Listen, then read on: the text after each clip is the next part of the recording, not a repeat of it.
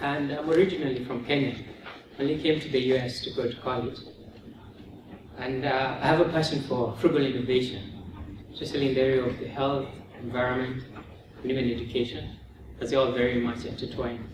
And very interested in how we could leverage frugal innovation in order to at least impact lives, especially in limited resource settings. So at the Prakash Lab, we think about all sorts of different approaches towards frugal innovation. And I'm going to focus on my PhD work, which is based on punch card programming. And the reason why I'm interested in frugal health, it stems from the fact that as believers, we're called to love, right? Basically love God and love others.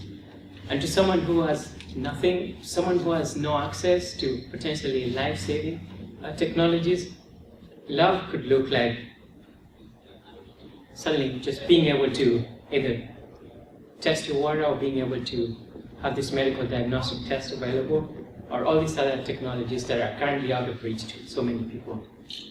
And just looking at the Western world and many wealthy nations, this is very commonplace. Like very well-equipped laboratories, and there's plenty of highly skilled people, lots of resources, reagents. However, in many parts of the world, more than 3 billion people, it's not unusual to find this. And often there's just very limited resources. So in designing for such places, we have to think about these settings and come up with solutions that are not just cheap and dumbed-down version of existing solutions, but robust and scalable and highly effective solutions that are catered towards these regions that can still do very good tests. We're not sacrificing that aspect, but at an affordable price point.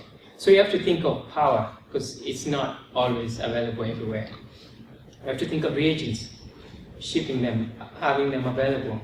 You have to think of making a device that can be used by anyone in an easy way, and also places where there are no equipment or infrastructure. This set of design principles lead to challenging set of parameters to work with, but a very exciting space where you can come up with very interesting solutions. Many people have thought of different approaches to certain tests. This is your typical pregnancy test, or lateral flow assay, as it's typically called, where you have your sample inlet, and then just by looking at the number of strips downstream, you can see whether or not you have a positive test for a particular situation. As you can imagine, this is very easy to use. However, it's very limited in the kinds of applications that you could use with. So if you're going for a more robust system, you need something that can do more than this. And here's where microfluidic technology, it's a technology that's been around for more than 2 decades now. Basically just manipulating reactions within microscale channels, the size of a credit card. It's fantastic and very promising. And there have been a lot of advancements and tests that people publish. However, a lot of these devices don't leave the laboratory, and they have not been scalable so far. The reason is that while the chip itself is this small and can do so many things, often requires a lot of infrastructure and so many other plumbing and equipment that's not commonplace in so many places of the world. So we thought of still leveraging microfluidics, but doing it in a programmed fashion. And we got our inspiration from Jacquard Loom. This is a 17th century invention that really harnesses of punched tapes.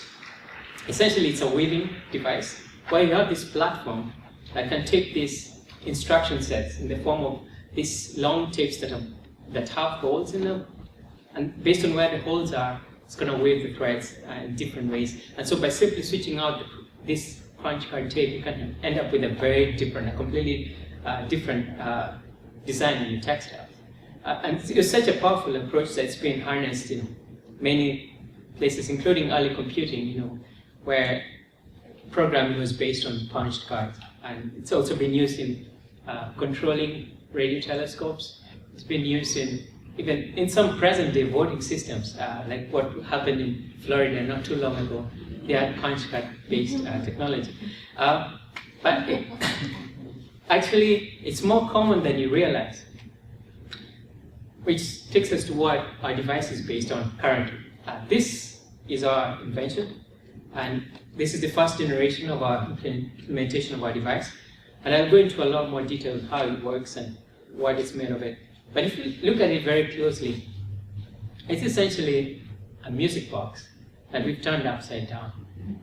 I don't know if any of you played with a music box, but basically, based on where you punch the holes in this tape, you could generate sounds and have a good time playing music with it.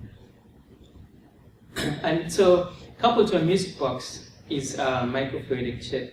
So I'll just play a little bit, just a video showing how this works. So the bottom line, the bottom place, right here is the punch card tape coming down this way, where you have the holes. And as the holes, based on where the holes are, it leads to the rotation of the gear tip. And as they rotate, they interact with a microfluidic chip, which you place on top of this gear tip. So just going into a little more detail on how exactly everything interfaces, but it may not be very clear at the first glance.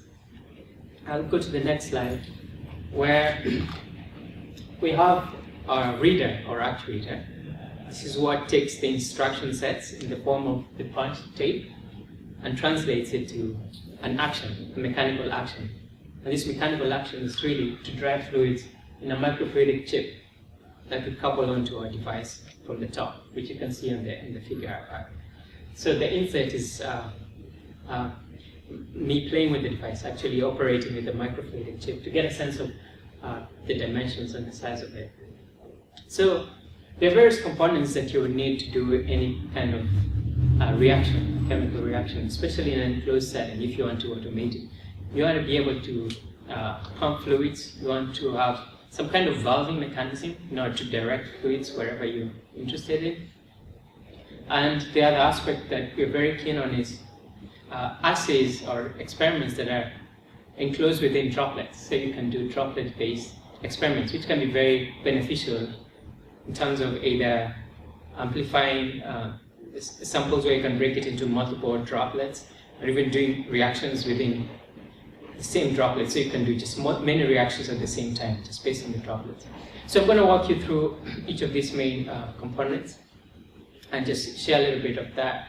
And then I'll share an example assay that we ran before finishing.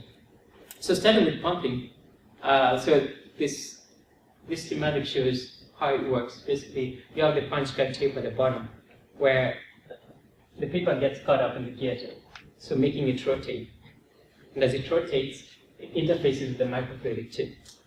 The operation really hinges on the fact that the microchip is made of a polymer that's elastic, so the channels can be reversibly collapsible, or you could squeeze things out. The analogy I like to think about is squeezing toothpaste out of a tube. So you can squeeze it out, but just imagine the tube being elastic. So I'm just sharing a little bit of how this behaves. You can imagine that the lower you have your microchip interfacing with the gear tip, the more you're likely to squeeze out more fluids. And also it depends on how fast you crank it.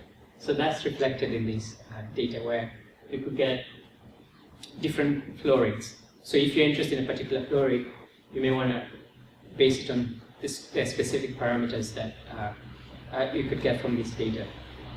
And given the elasticity, you can imagine that there's an amount of ripple with the channel whenever it's disengaged. So that's reflected in those inflections, because there's a pulsatile flow pattern.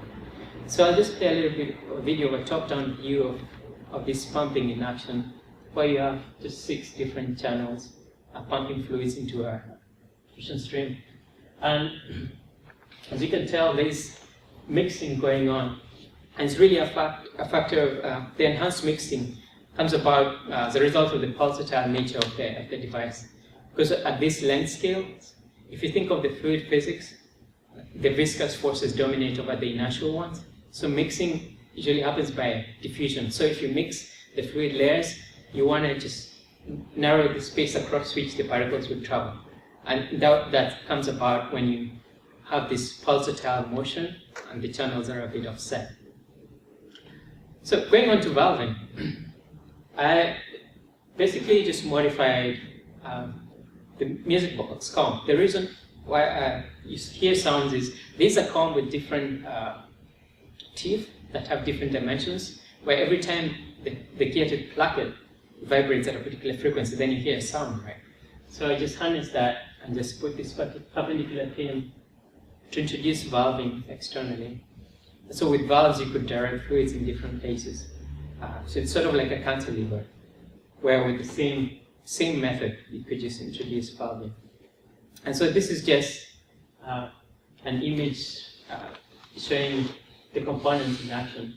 It takes about half a second to have this valving mechanism complete. And that's just a 3D printed version of the same device that I could always switch out.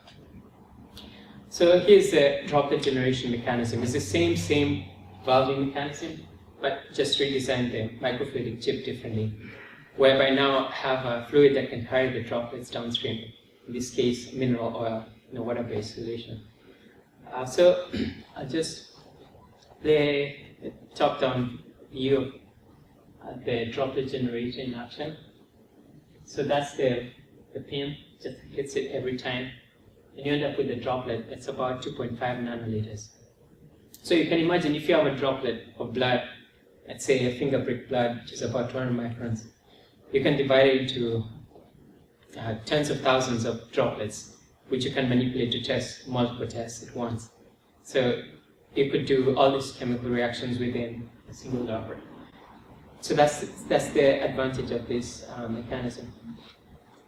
So I just want to share just a simple color-based test that we did. This was testing 3 different kinds of waters: deionized water, pond water, and seawater. And just looking at pH, ammonia, nitrates, and nitrate. An example of the use of a such a test is in aquaponics. I don't know if anyone's familiar with it, but it's where you use fish effluent water to feed plants and basically recycle the water. So the plants take up the nutrients from fish water, and then the plants end up cleaning the water for the fish. So it's a very good closed loop where you can have potentially a self-sustainable system. All you need to do is feed the fish and pump the water. In my opinion, that's the future of agriculture. And you can have like great crops, great nutrition from the fish. Anyway, you usually care about these 4 things, because ammonia is from the effluent, and then the bacteria breaks it down to nitrates and nitrites. So you want to keep a track of those, and the pH as well, because at certain pHs, the plant takes up nutrients better than others. So more basic. And you can imagine doing the same for just testing water quality in the environment. As Jeff mentioned, like with places where there's water scarcity, there's a high likelihood of ion contamination. And just thinking of Kenya, there's oil exploration in the northeastern parts, and there have been news reports of people like suddenly developing tumors and nobody knows why. There are all these places where it's really hard to get any equipment or things like that. So with this device, which is portable, potentially you could test the water. The community can be aware of, or even other policymakers of things like that. So moving on, we're just thinking ahead of just completing the device design and developing assays, and then doing more tests. We have collaborators in Kenya and Laos, especially for infectious diseases, and see how we can harness this for those aspects. Then there's the educational aspect as well, introducing children and other young people to science at an early age, and just getting the youngins really excited about science and the environment. So we have the Stanford Online High School working with us, beginning to develop this, especially starting with chemistry. And talking of chemistry, I'd like to acknowledge Professor David Forsberg. He's my former professor at Harvey Mudd College, and it's really good to see you here today.